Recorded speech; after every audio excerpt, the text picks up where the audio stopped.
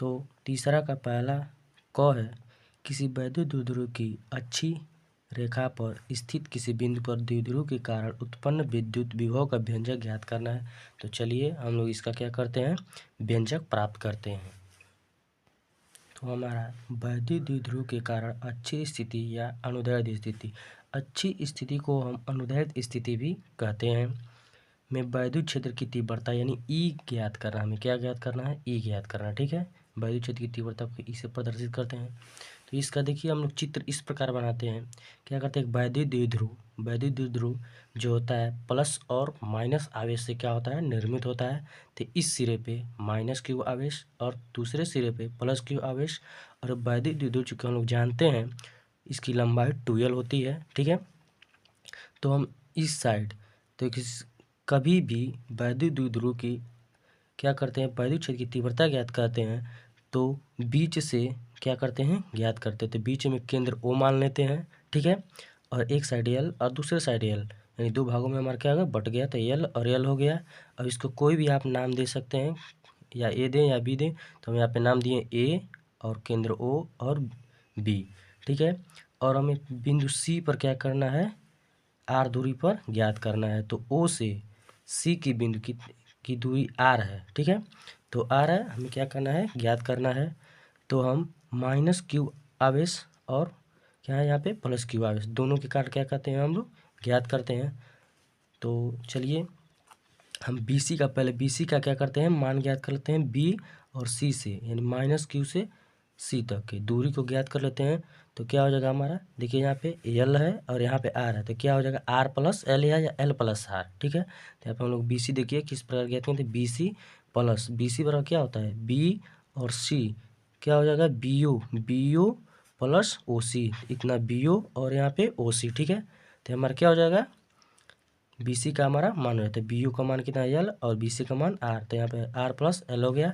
और यहाँ पे हम क्या करते हैं, Q प्लस Q से C तक की दूरी, तो प्लस Q से C तक, तो AC हमें क्या करना है, यहाँ पे ज्ञात करना है। तो AC के लिए हम क्या करेंगे, AC के लिए क्या हो जाएगा, तो AC हमारा क्या हो जाएगा, OA प्लस AC, तो OA प्लस AC, तो यहाँ पे OA प्लस AC बराबर OC हो जाएगा। ठीक है, OC हो जाएगा। तो यहाँ पे OA का मान हमारा कितना है, L है, और यहाँ पे हमारा AC हो गया, AC का मान ज्ञात करना है यहाँ से प्लस Q से C तक।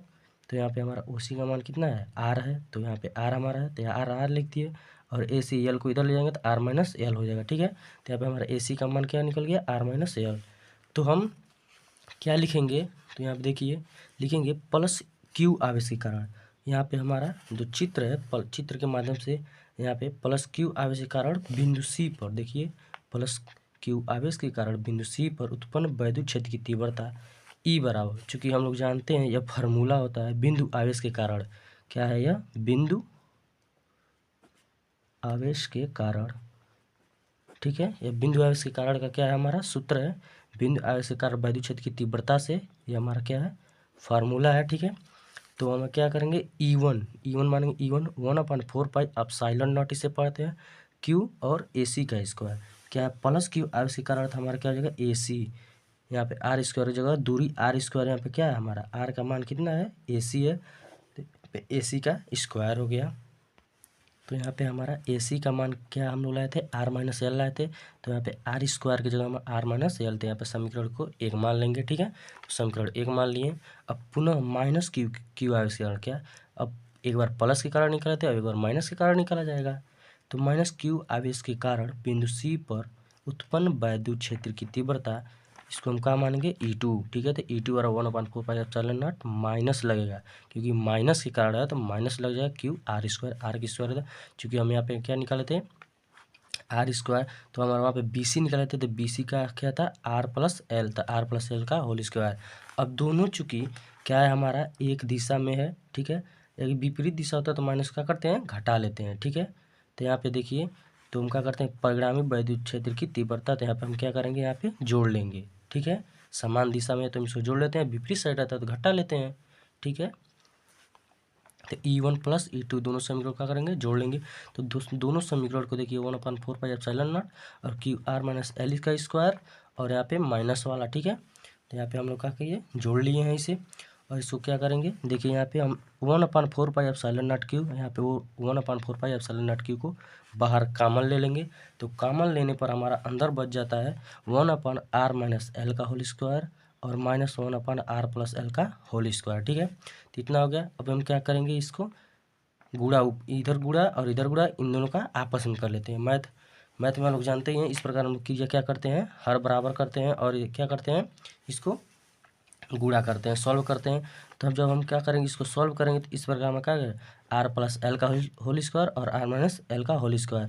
और जब आप इसको तोड़ेंगे तो हमारा क्या इस तरफ प्राप्त हो जाएगा r² + l² + 2rl a+b के होल स्क्वायर से, यहाँ पे a-b के होल स्क्वायर से। ठीक है, तो इसको क्या करेंगे, हम लोग सॉल्व करेंगे। और इसको देखिए r-l और r+l, एक कोष्टक में a-b, एक कोष्टक में a+b, तो हमारा क्या होता है a² - b²। तो a² - b², तो r² - l² और यहाँ पे घात है तो घात लग जाएगा। ठीक है,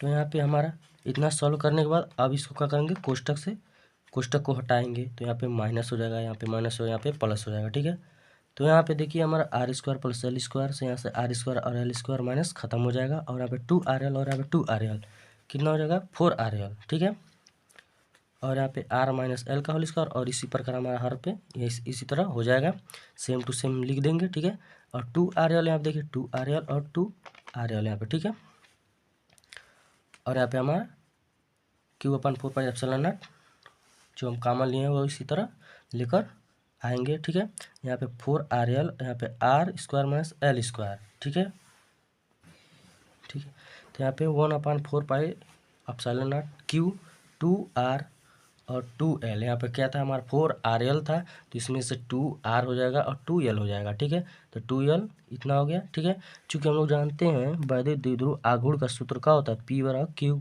× 2l। ठीक है, एक आवेश तथा उनके बीच की दूरी के गुणनफल को क्या कहते हैं, वैद्युत द्विध्रुव आघूर्ण कहते हैं। ठीक है, तो 1/4πε0 यहाँ पे p लिख देंगे और 2r लिख देंगे। ठीक है, r² - l², चूँकि यहाँ पे r की तुलना में l का मान बहुत छोटा होता है, तो हम r का मान जो होता है, r की तुलना में l का मान क्या होता है, बहुत छोटा, तो यहाँ पे क्या करते हैं, l का मान नगण्य मान लेते हैं। ठीक है, इसको नहीं लेते हैं, नहीं जोड़ते हैं। तो यहाँ पे आप लिख सकते हैं, वहाँ पे दिखा सकते हैं, r की तुलना में l का मान बहुत कम होता है, अर्थात l के मान को छोड़ देने पर, यानी छोड़ दिया जाता है यहाँ पे। ठीक है, इस पर आप मेंशन करेंगे तो आपको नंबर बेहतरीन मिलेगा। ठीक है, जिस प्रकार हम बता रहे हैं इसी तरह आप लोग लिखिएगा, परीक्षा में एकदम फुल नंबर मिलेगा। ठीक है, गारंटी है, ऐसा ही आप लोग लिखिएगा, नंबर आप लोग को 5 में 5 मिलेगा। ठीक है, तो यहाँ पे देखिए E = 1/4πε0 p जो वैद्युत द्विध्रुव आघूर्ण था और 2r, और हम का के l का मान छोड़ दिए हैं। ठीक है, क्योंकि नगण्य था, तो यहाँ पे r पे 2r² और उसका होल वर्ग। ठीक है, तो यहाँ पे p × 2r और यहाँ पे r पे 4 हो गया। तो यहाँ पे देखिए, यहाँ पे 2pr, यहाँ पे 2pr, तो एक यहाँ पे r यहाँ पे 4r रहता है, r³ और एक r³। ठीक है, लिख सकते हैं इस प्रकार ना, मान लीजिए यहाँ पे r4 है तो इसको क्या लिख सकते हैं, r पे 3 और एक r। ठीक है, तो एक r से ऊपर एक r खत्म हो जाएगा, तो यहाँ पर क्या बचेगा, E = 1/4πε0 2p/r³। यही हमारा क्या है, वैद्युत द्विध्रुव के कारण अच्छी स्थिति पे वैद्युत क्षेत्र की तीव्रता है। ठीक है, तो हम लिख देंगे यही अच्छी स्थिति में वैद्युत क्षेत्र की तीव्रता का सूत्र है। ठीक है, आई होप ये आप लोग को बेहतरीन समझ